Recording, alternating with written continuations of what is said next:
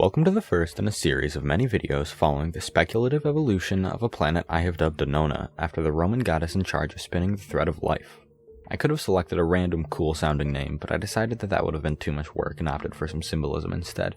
Plus, it matches our naming scheme within our own solar system. In my series, I will be constructing a diverse assortment of life from scratch, following its tracks from the very beginning.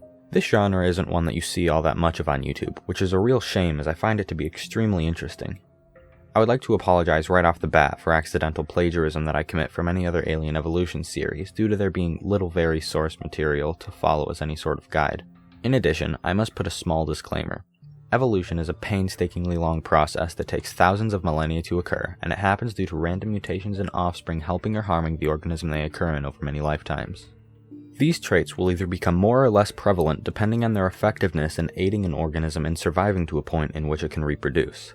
Throughout this series, I will be describing evolution as if it is happening to one creature by choice, but this is not the case, and is only being done this way for easier wording and less script writing.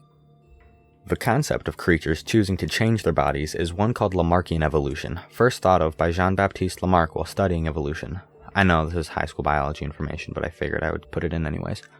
This is the phrasing that I will be using whilst referring to Darwinian evolution, the widely accepted survival of the fittest theory. Now, before we can begin to follow life on a planet, we need a planet. Meet Nona, an orb of mostly water floating around a star.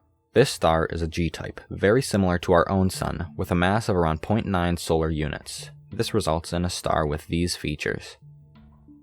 Nona orbits our star at about 0.93 astronomical units, giving it a year length of about 340 Earth days and just over 301 Nonan days, with a day length of approximately 27 hours.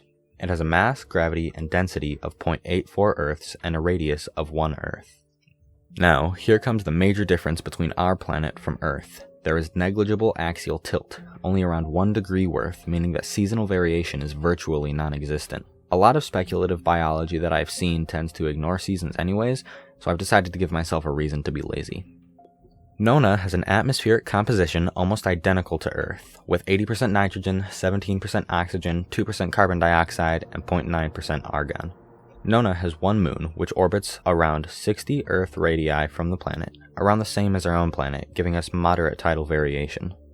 For the sake of simplicity, and not me being lazy just to make it clear, it is the same as our own moon.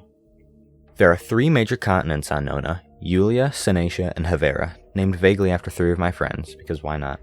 Each of these continents will separate and drift as the series progresses, creating a large barrier between land-dwelling creatures by which they will evolve to be wildly different from each other.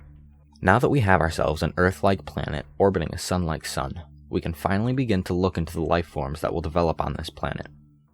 In the next episode, we will look at our first 2 alien body plans and the original plants that will evolve along with them in the salty waters of Nona, alongside one other type of organism, different than anything that we have seen on Earth.